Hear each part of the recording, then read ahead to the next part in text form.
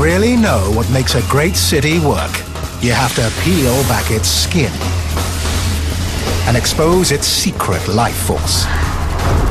A system of incredible complexity and technology that millions depend on, but few understand. A fantastic voyage now begins, a journey deep inside the world's mega-cities.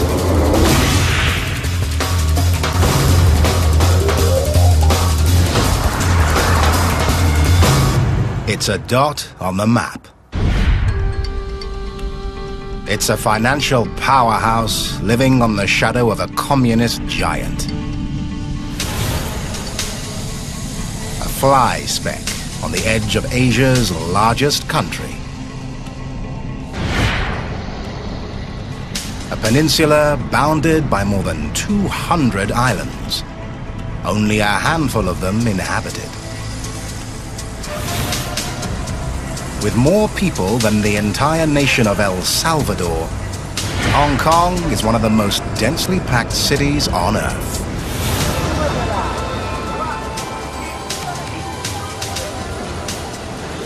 Nearly 7 million people live in an area the size of Tahiti. With real estate scarce, Hong Kong builds wherever it can, on steep hillsides and land reclaimed from the sea. But its true foundation isn't Earth, it's money. Hong Kong has more billionaires per capita than any place on Earth. People here have a knack for making a buck.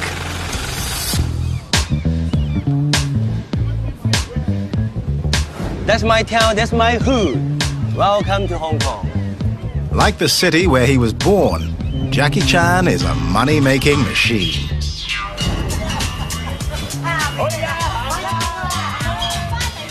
He transformed a talent for martial arts into a knockout career as a world-famous movie star. Hi.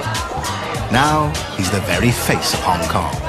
I'm the luckiest one. They choose me. They want me to be a tourist ambassador, an Olympic ambassador. Everything they want. Okay, tell Jackie to do it. Everything. Jackie, represent Hong Kong.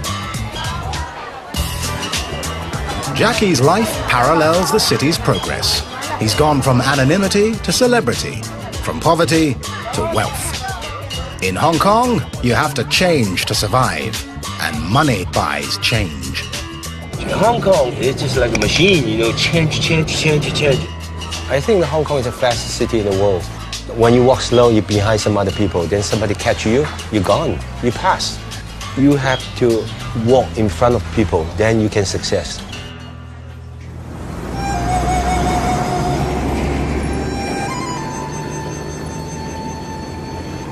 Only in Jackie's lifetime has his hometown learned to walk in front. One of the main reasons? Hong Kong is blessed with one of the world's great natural anchorages. Victoria Harbour. For centuries, it harbored only fishermen and pirates. Then, in 1839, the British dropped anchor. They turned a rustic village into a crown jewel. A financial juggernaut built on the power of trade. Containers flowed from this port to the far reaches of the world. In 1997, this priceless jewel was returned to China. The British left, but ships still come and go, laden with an ocean of containers. Welcome to the container yards.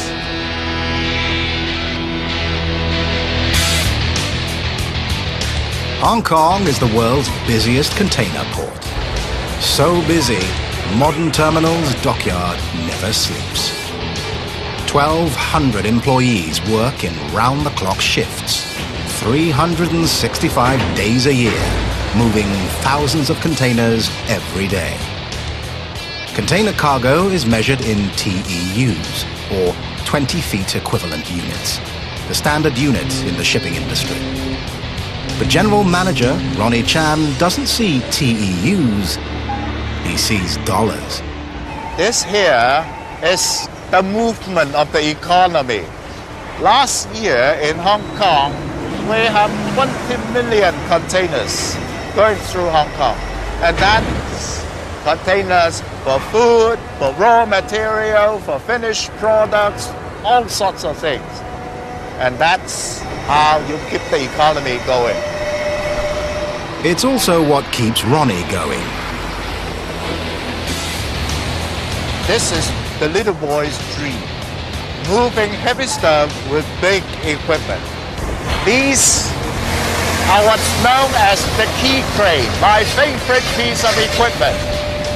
This is the equipment that makes the money. The key crane is the toy here, but this is a money-making toy. And this is not as simple as it looks. A key crane weighs 900 tons, 4 times the weight of the Statue of Liberty. It's so heavy, it has to move along the dock on railroad tracks to line up perfectly with a ship. The 3 cranes should be all ready before the ship comes in, meaning that they are all lined up already, okay? If the key cranes are not lined up, it will be late, too late. We'll be losing time. In a place where time is money, not one motion is wasted. See this thing going up?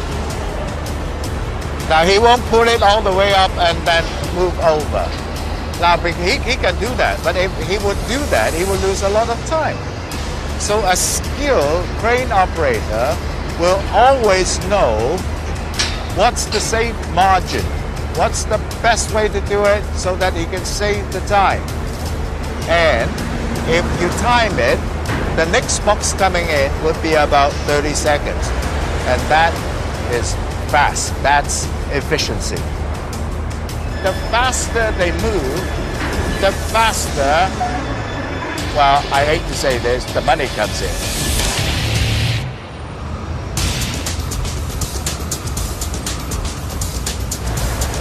Modern terminals is Hong Kong in microcosm. A lean cash cow that never stops producing.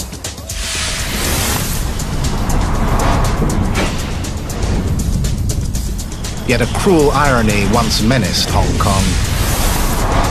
A sea change that threatened to dry up the flow of money.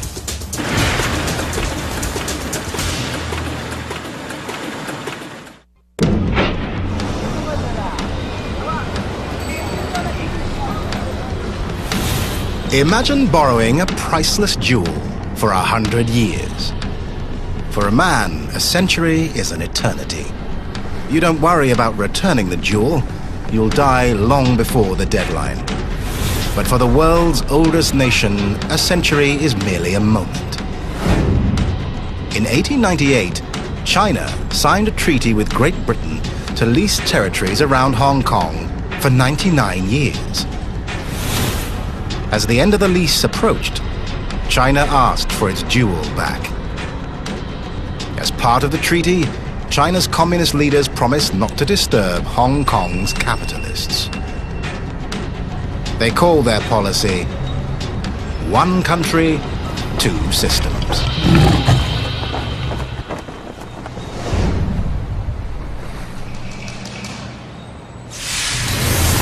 To Hong Kong, it sounded like 2 systems, 1 nightmare.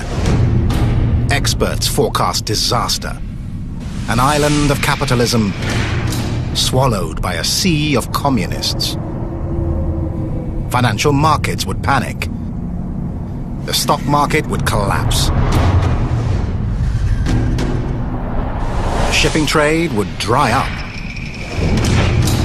Worst of all, the city's backbone, its banks, would pack up and leave. Yet, one bank refused to budge. In a bold statement, it declared capitalism was here to stay, and made its statement in $1 billion worth of concrete, steel, and glass. Conceived as the best bank building in the world, the Hong Kong and Shanghai Bank headquarters is a model of construction. It reinvented the office tower. What makes this building so special is the innovation of Hong Kong's people. We all know technology development was advancing rapidly back then. Manual banking operations became computerized. This building needed to be modernized to keep up with the development. P.Y. Lee has worked here since day one. An engineer in 1985, he now manages the entire tower. Erected on a tiny footprint, the building had to be prefabricated largely off-site. But made in Hong Kong, it wasn't. Like the city itself, the building has foreign components. Steel was made in Britain, glass in America. A skyscraper built all over the world and shipped in piece by piece. With no margin for error, the precision of the engineering was unprecedented. Simply put, the pieces fit. Some can even be rearranged. We don't have to demolish anything to change the layout. It's like building with Lego blocks. You can easily manipulate any of the pieces. Every interior surface, every wall and floor is movable. So is the building's very infrastructure. Electrical wires, computer cables, air conduits, all can be rerouted without disturbing a single piece of drywall. For example, if the air conditioning system needs to be rearranged, we only have to remove the vent pipe and put it to the other place. Then we cover the vent outlet which is not in use. These designs still considered very technologically advanced. In most buildings, entire floors are occupied by heating and cooling systems. Not here. Instead, those components hang from the building's exoskeleton. In one fell swoop, they can be removed, repaired, or replaced.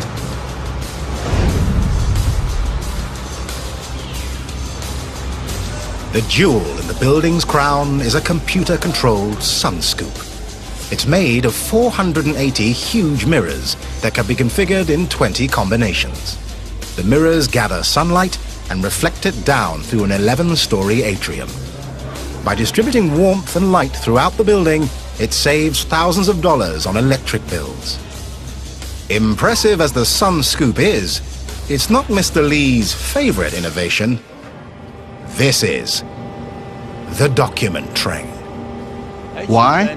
Because it's just like the toy cars we played when we were young. It's a huge toy.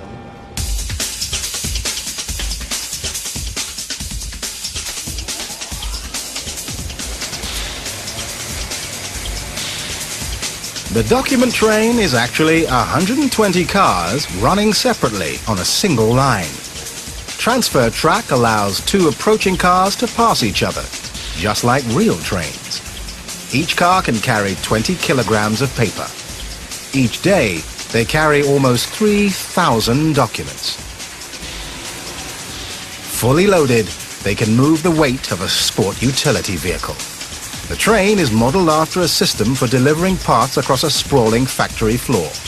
It travels through the skyscraper on 543 meters of track, about the length of 2 Eiffel Towers laid end to end. Like its toy counterparts, the train runs on electrified track. Grooves within the track hold the wheels fast to prevent derailing. The train is so stable, it can carry precious banking documents in any direction, even upside down. Now that's financial security. In Mr. Lee's eyes, this skyscraper achieves the height of perfection. It has to. In a city where land is scarce, there's no room for error. Between the blueprints and the cornerstone, this megacity sometimes consults its own kind of expert. So Man Fong is the quintessential Hong Kong entrepreneur. He uses ancient wisdom to influence modern architecture. Feng Shui is the Chinese art of creating the perfect environment. Most famously used in the hideaways of Hollywood, it's about far more than rearranging the living room. It's about harnessing the flow of energy. Feng Shui means wind and water, but its origins lie in the scientific study of space. Feng Shui is about the influence of the 9 planets on the Earth. The Chinese people calculated how the sun's rays and the rotation of the planets affected the Earth. The locations that cause sickness, bring wealth, or foster good relationships are calculated by observing the constellations. By analyzing the heavenly and earthly elements of Feng Shui, Master So can determine the most prosperous layout for a room, a building, even an entire city.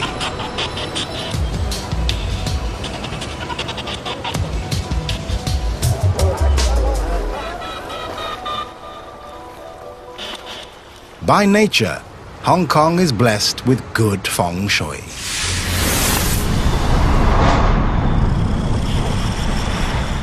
In the science of Feng Shui, wide mountains connote wealth, narrow mountains, poverty. The hills of Hong Kong are rounded and rich. Energy should never flow out of control. In Hong Kong, winds are mild. Victoria Harbour is naturally profitable, wide at the mouth, tapering as it goes. Translation: money flows into Hong Kong faster than it leaves. The harbour itself is large and winding, which gives the city more room to prosper. The result? Wealth. Like a modern stock market, Feng Shui prizes stability and hates uncertainty. Design should follow wind and water, not fight them. Small wonder the heart of Hong Kong, the financial district, goes with the flow. Where I'm standing has the best Feng Shui in Hong Kong, but the best of the best Feng Shui is the HSBC. These 2 escalators are for the customers. They don't have as good Feng Shui as the ones used by the bank staff. Therefore, bad luck escalators are for the customers, good luck escalators are for the staff. As a result, the bank can increase its revenue. Besides having good Feng Shui, HSBC is also an important symbol. All the people who come to Hong Kong look at it. It represents Hong Kong after all. Like the city it symbolizes, the building is a success story. Banks not only stayed in Hong Kong after the handover to China, they thrived. Yet, decades after construction, an urban legend persists. Some say the building is built to be taken apart. The Hong Kong and Shanghai Bank building was designed when skeptics of the handover feared the Chinese army would one day march in. Because bankers hate risk, some people believe this icon of stability has a built-in escape hatch. Legend has it, the design is so clever, the entire building can be dismantled and shipped out. Just in case. In Hong Kong, buildings are so prized because real estate is so scarce. Yet within its finite space, Hong Kong still expands. This megacity builds in all 3 dimensions. Not just on land, but into the sea and toward the sky. And it's worth any risk.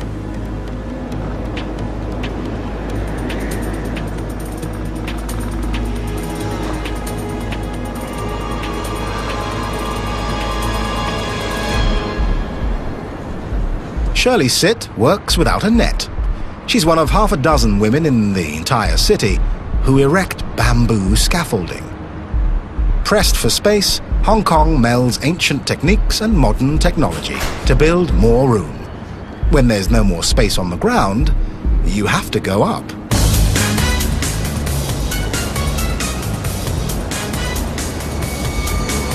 As always here, money is the root of progress. Bamboo isn't just traditional. Bamboo isn't just light. Bamboo is cheap. And like Hong Kong, it's flexible. We use bamboo for construction because of its low cost and high efficiency, and the work can be done very quickly. The whole structure is held together without a single nail or screw. Just plastic ties.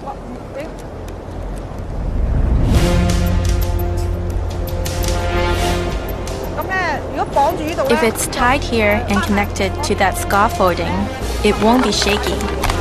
Let me show you. Tightening it, hold it there. Wind it hard until it forms a knot. Tuck it in hard. It will be very tight and stable. It's stable, for now. But there's a downside to natural materials. Sometimes the bamboo will be damaged during the rainy season or by strong wind or exposure to the sun. There was one time I dropped a bamboo shoot when I was building a scaffold. It was rotten. I almost fell. Fortunately, I grabbed the scaffolding. Today, Shirley's working on the 60th floor. No safety harness, no trampoline, no parachute. My mentor told me that when I'm on the scaffolding, not to look down. If you look down, you'll be scared. I was quite scared when I first started, but I've been doing it for 8 years now, so I'm not scared anymore.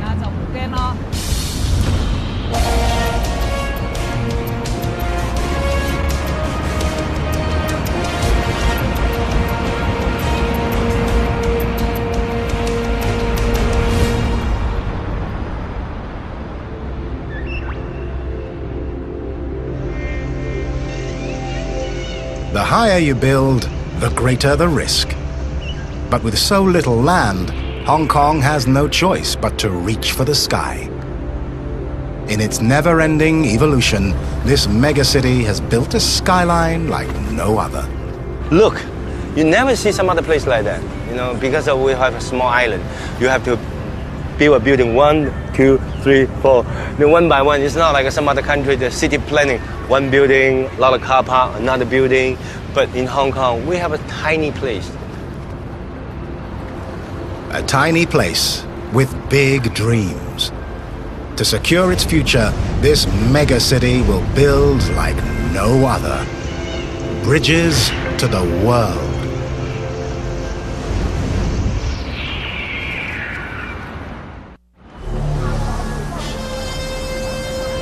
If the Hong Kong and Shanghai Bank building laid the foundation for Hong Kong's future, this is the capstone, the newest tower in the international finance sector.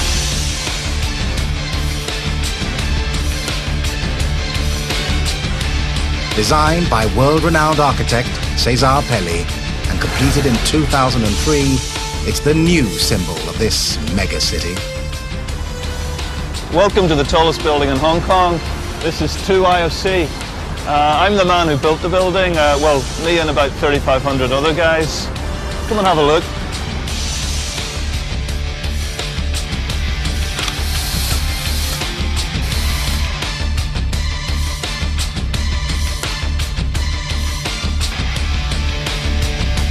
Project manager David Dummigan oversaw construction, from blueprint to ribbon cutting.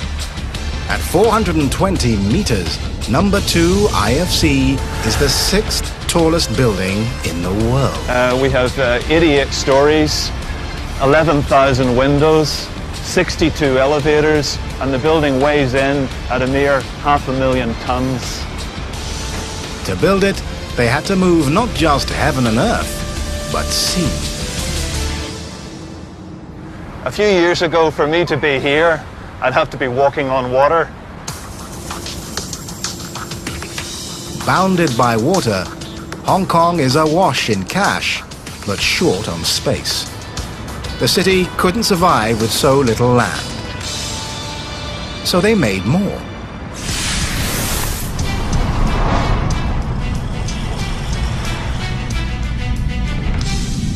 It's called land reclamation. First, engineers built a seawall consisting of a rock foundation and concrete blocks lowered into place from barges. Then, they pumped 700,000 truckloads of sand behind the seawall. As the pile of sand grew, the seawater was naturally displaced.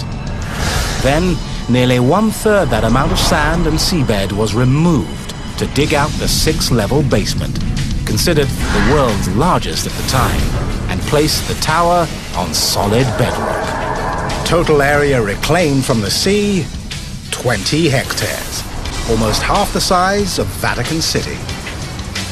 Like Hong Kong itself, the project was a model of efficiency.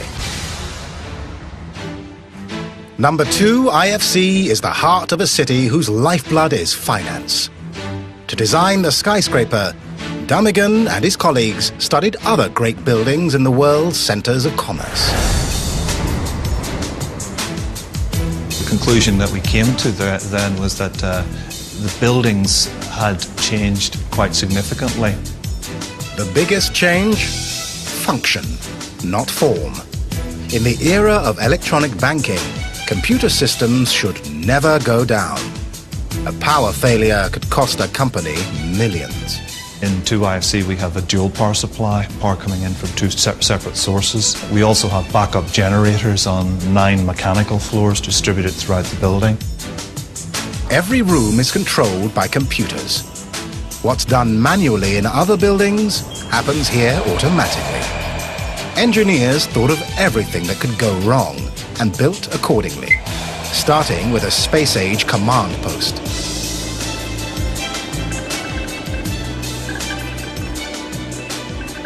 Safety and security of the tenants is our #1 priority. We have a total of 800 closed-circuit television cameras. All of those cameras can be controlled from here. We have a total of 4 emergency escape stairs. Those staircases are pressurized, which means that even when the doors are open, smoke from a fire on any floor cannot come into the staircase. The tower's elevators travel at a brisk 2 floors per second, allowing all 15,000 tenants to be evacuated in just 22 minutes. We didn't make them glass because we were afraid that people would get a little bit queasy travelling up the building at 8 meters a second. They've anticipated threats from both man and nature. Several times a year, Hong Kong is buffeted by typhoons, with winds up to 240 kilometers an hour. The skyscraper's defense? Giant outriggers.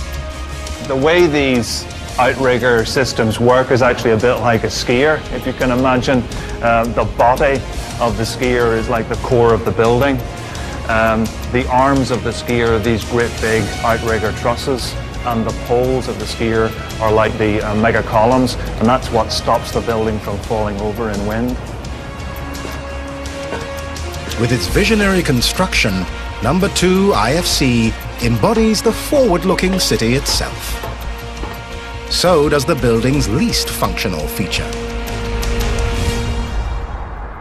The fins at the top of the building were designed by Cesar Pele to represent the fingers of hands, and this symbolizes the spirit of the Hong Kong people, always reaching for the sky. Number 2 IFC also stands for something more tangible: profit. The building was a $3 billion expense, but it's really an investment in this megacity's financial future. We believe that if we had not built this building here in Hong Kong would have lost some of its edge in the region to some of our competitors in the area, like Singapore and more recently Shanghai. Number 2 IFC was built not just to make money, but to house it. The top 14 floors are occupied by the Hong Kong Monetary Authority, a pivotal agency in a city that runs on finance.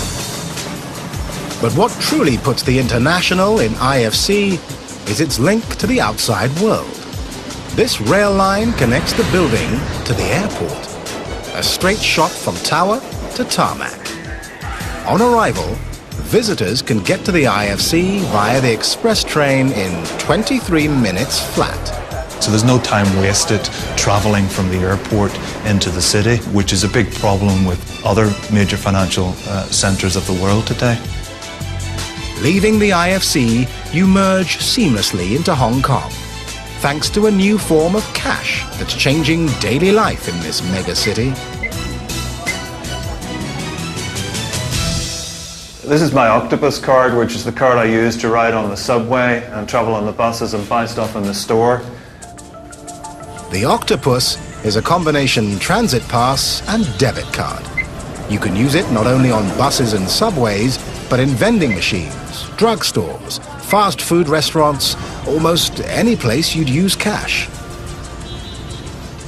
The Octopus technology can be embedded in cell phones, watches, or jewelry, giving new meaning to the Midas touch. With the Octopus card, you don't waste time asking the fare, buying a ticket, or fiddling for change.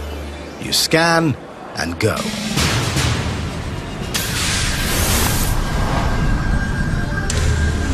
As it spreads its tentacles across Hong Kong, the Octopus is changing the flow of commerce within the city. But the volume of commerce is about to change too. No city built on commerce can remain an island. Hong Kong maintains strong links to the world by sea and air. But now it's forging a new link, an unprecedented feat of engineering. The grand vision: build new bridges of trade throughout the region. And build they will, in a big way.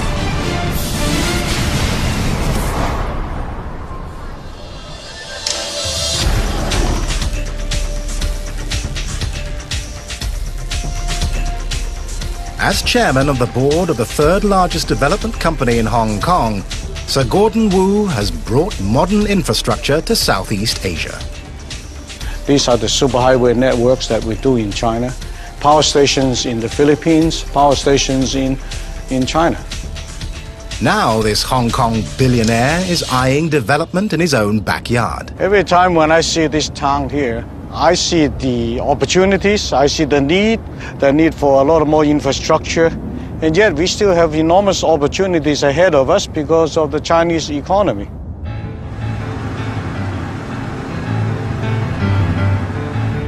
All its life, Hong Kong has forged ties to the West. Now Sir Gordon wants to bond with the East. To him, the Chinese dragon is a cash cow. Just next door, Guangdong province has 10 times the population of Hong Kong. Sir Gordon aims to get a lot more of their business. His avenue, a marvel of engineering, a giant Y-shaped bridge linking Hong Kong to 2 points in mainland China. This is where Hong Kong is. We are standing here. Now, in the last 25 years, the eastern side of the delta has developed enormously. But on this side is still largely less developed as the eastern side. So if we do get a bridge across, what we can do is to help develop the western side, and it'll make it very viable. Sir Gordon got the idea for his Chinese bridge from America. The Chesapeake Bay Bridge Tunnel, a 23-mile span that was voted one of the 7 engineering wonders of the modern world. If the Americans can build something like this in the 60s, I said, well, I'm sure we can do it in the last half of the century. And probably with better technology and probably a shorter time. When he's through, it may be the 8th wonder of the world.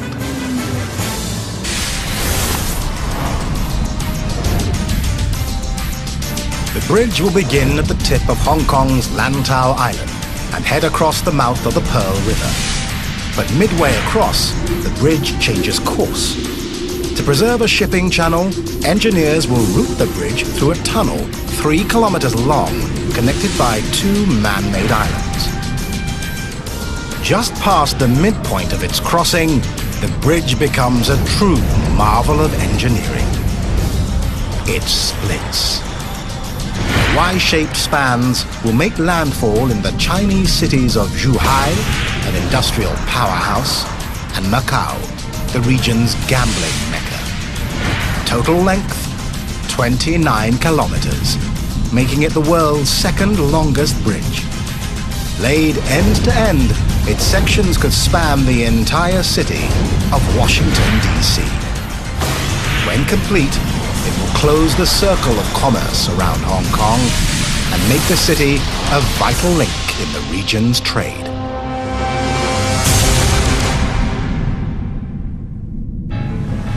A true Hong Kong entrepreneur, Sir Gordon sounds confident for a man investing his own money. You know, life is always taking risks.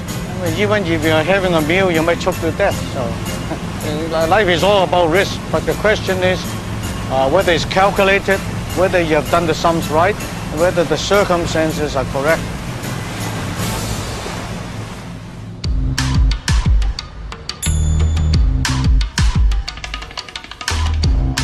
I'm going to my restaurant, one of my restaurants. I have a 26th restaurant in town.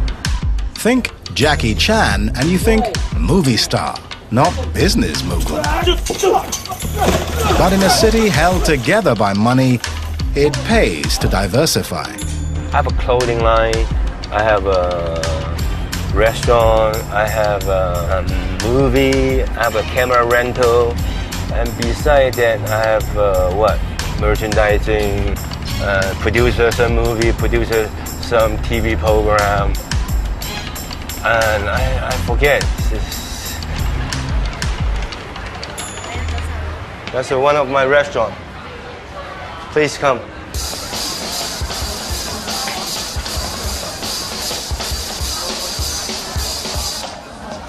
Now just good timing. It's after lunch. It's good. Would you like some dessert? Jackie calls the cuisine fast Japanese seafood. Light fare that fills a Hong Kong appetite. They want fast, they want quick. They sit down, they pick up the food, they pay, they run. Because time is money. Jackie is succeeding where others failed because he added a missing ingredient: change. Before some other people, they're kind of like a bankrupt. Then I take over. I change. I change the model, I change the image, I change the look. The people teach me. I'm learning. I'm not like a movie. Movie, I'm still learning, but business, I'm just like a beginning. I just like a kindergarten kid.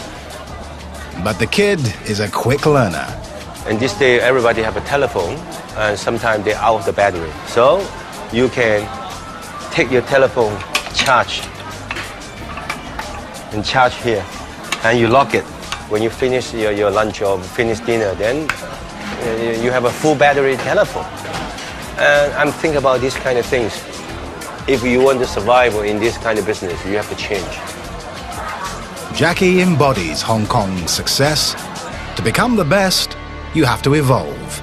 No change, no progress. Everybody have your own style. But when I was young, I don't know what's my style. And we always copy some other people. You know, when we watch like Bruce Lee film, the first time making American movie, the director said, "Look, I make you like a Clint Eastwood." And when I make a Hong Kong film, look, you're gonna be a second Bruce Lee. Now, why don't I just use my own personality, my own style, Jackie Chan style? My personality, I want to make fun of people. I like humor. I like to make people smiling. And then just be myself. Then, boom, the movie just success. Okay, stand by. Ready, roll. And action. To capitalize on his success, Jackie Chan now does more than star in movies. He produces them. His production company is making the martial arts film House of Fury. Cut. Today, director Stephen Fong will shoot a few minutes of film. In all, his movie will take months to produce. Yet Hong Kong filmmaking faces a threat it can't fight its way out of. Within hours of release, the film will be stolen, copied, and illegally sold for a fraction of the price of a ticket or DVD. Well, I think the highest risk definitely is the downloading of like whole movies from the internet. That's the thing we fear most. Pirates, the ancient scourge of Hong Kong, are back. Instead of plying the South China Sea, they roam the city's streets in search of the greatest booty of all, intellectual property. I guess it would be the same in the US where people download music. That's the sum of all fear.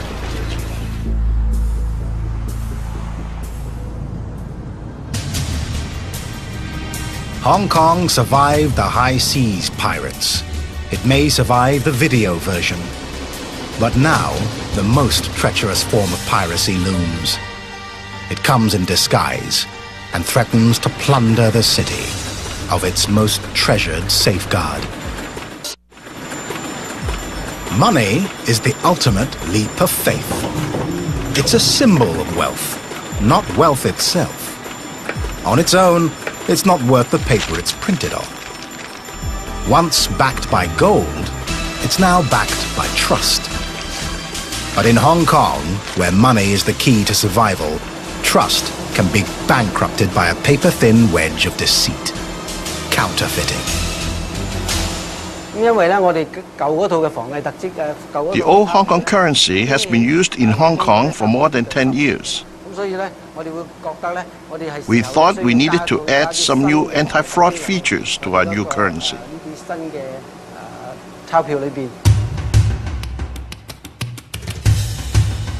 Hong Kong is one of the counterfeiting capitals of the world.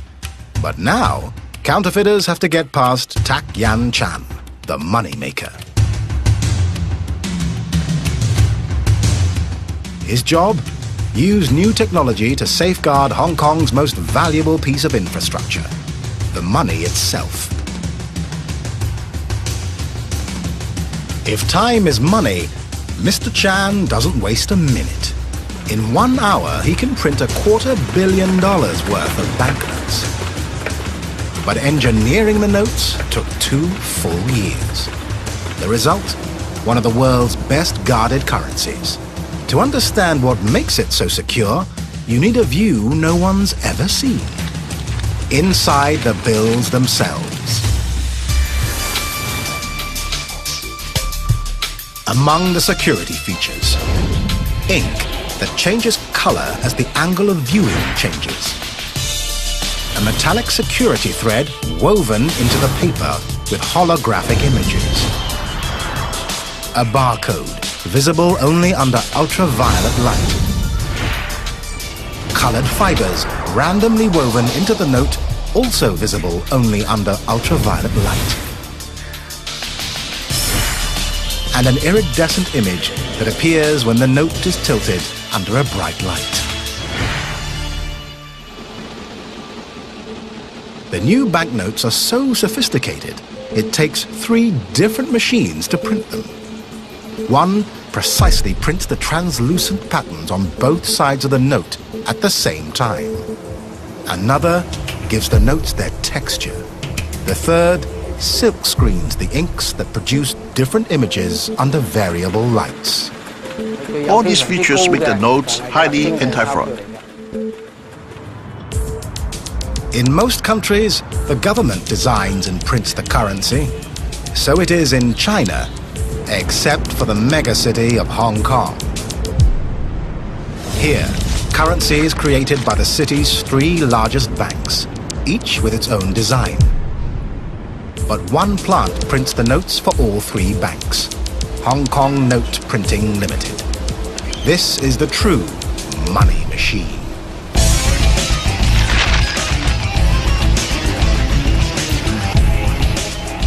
In a typical year, the plant prints about 320 million notes. and pumps the lifeblood into Hong Kong.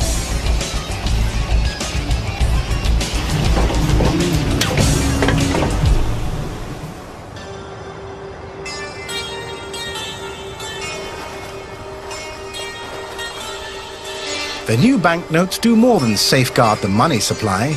They make a statement about the people who use them.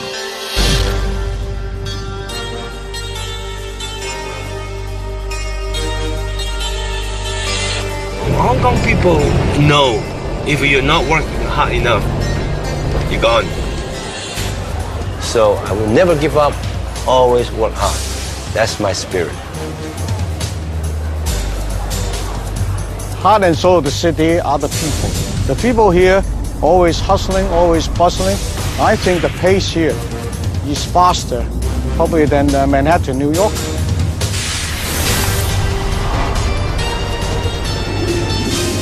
In this mega city, money changes everything. Continuous improvement. We are never good enough. Never. We are improving every day, bits by bits, but we are moving forward all the time. So every generation getting better, better, better, better. That's the Hong Kong spirit. In Hong Kong, the future isn't hard to find. Just follow the money.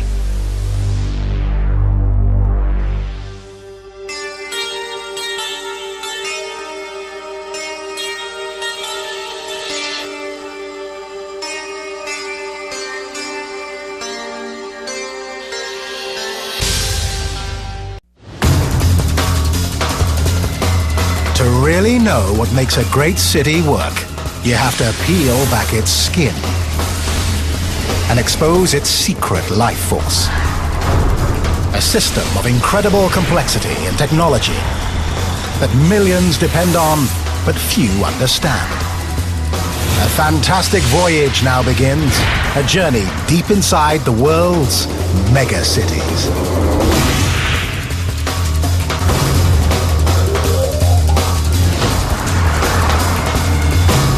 It's a dot on the map.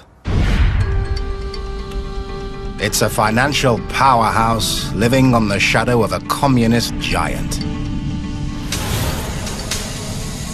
A fly speck on the edge of Asia's largest country. A peninsula bounded by more than 200 islands, only a handful of them inhabited. With more people than the entire nation of El Salvador, Hong Kong is one of the most densely packed cities on Earth.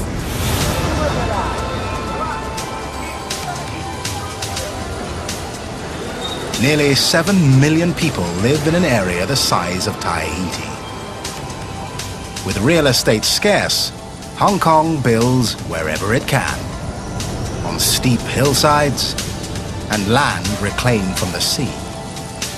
But its true foundation isn't Earth, it's money.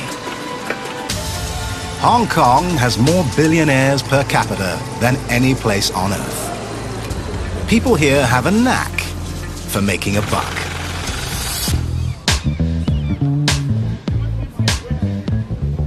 That's my town, that's my hood. Welcome to Hong Kong.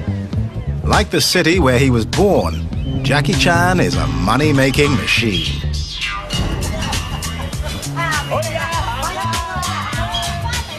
He transformed a talent for martial arts into a knockout career as a world-famous movie star. Hi. Now, he's the very face of Hong Kong. I'm the luckiest one. They choose me. They want me to be a tourist ambassador, an Olympic ambassador, everything. Everything they want. Okay, tell Jackie to do it. Everything. Jackie, represent Hong Kong. Jackie's life parallels the city's progress. He's gone from anonymity to celebrity, from poverty to wealth. In Hong Kong, you have to change to survive, and money buys change. Hong Kong is just like a machine, change. I think that Hong Kong is the fastest city in the world. When you walk slow, you're behind some other people. Then somebody catch you, you're gone. You pass. You have to walk in front of people, then you can success.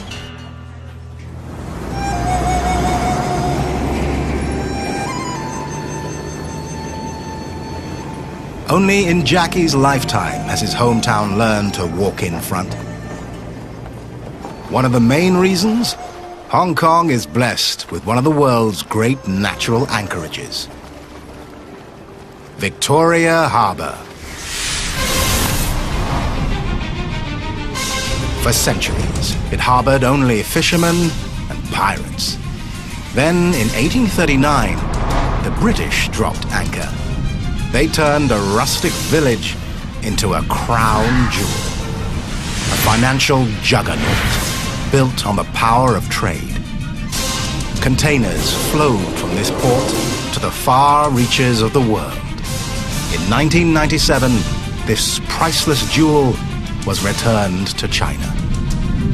The British left, but ships still come and go, laden with an ocean of containers. Welcome to the container yards.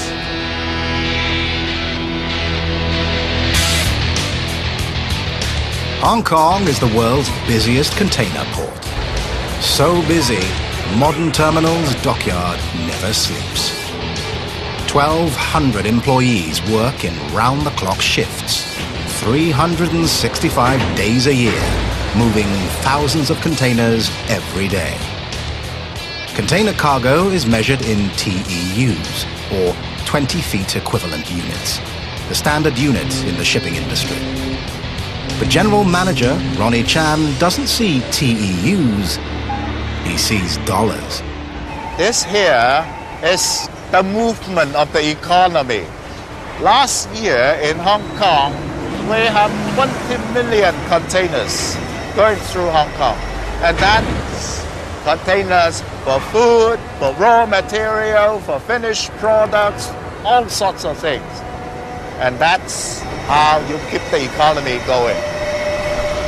It's also what keeps Ronnie going. This is the little boy's dream, moving heavy stuff with big equipment. These are what's known as the key crane, my favorite piece of equipment. This is the equipment that makes the money. The key crane is the toy here, but this is a money-making toy. And this is not as simple as it looks. A key crane weighs 900 tons, 4 times the weight of the Statue of Liberty. It's so heavy, it has to move along the dock on railroad tracks to line up perfectly with a ship.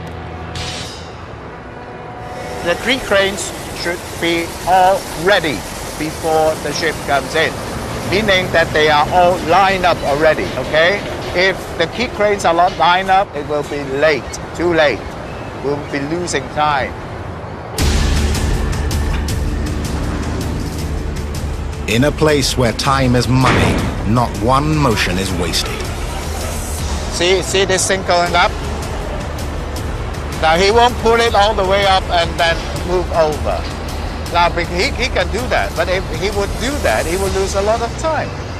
So a skilled crane operator will always know what's the safe margin, what's the best way to do it so that he can save the time. And if you time it, the next box coming in would be about 30 seconds. And that is fast. That's efficiency. The faster they move, the faster, well, I hate to say this, the money comes in.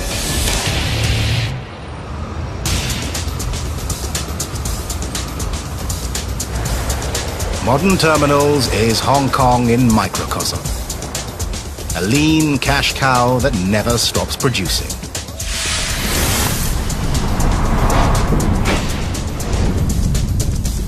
Yet a cruel irony once menaced Hong Kong. A sea change that threatened to dry up the flow of money.